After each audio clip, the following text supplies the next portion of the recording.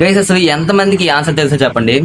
Like ఇప్పుడు మనం ఒక ఎగ్జాంపుల్గా ఒక అమెజాన్ కానీ ఫ్లిప్కార్ట్ కానీ వెబ్సైట్స్ తీసుకుంటే ఆ వెబ్సైట్స్ ఇప్పుడు థౌజండ్స్ ఆఫ్ పీపుల్స్ అనే వాళ్ళు ఒకేసారి వచ్చి వెబ్సైట్స్ ఓపెన్ చేస్తారు. ఓపెన్ చేసాకనే అది క్రాష్ అవ్వవు. ఎందుకు అంటే వాళ్ళు ఆటో స్కేలింగ్ టెక్నిక్ అని ఒకటి ఉంటుంది, అది యూజ్ చేస్తారు.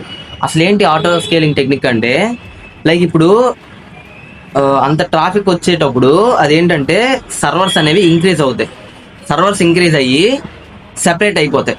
సెపరేట్ అయిపోవడం వల్ల మనకి లైక్ ఏంటంటారు దాన్ని, ట్రాఫిక్ వల్ల క్రాష్ అనేది అవ్వదన్నమాట.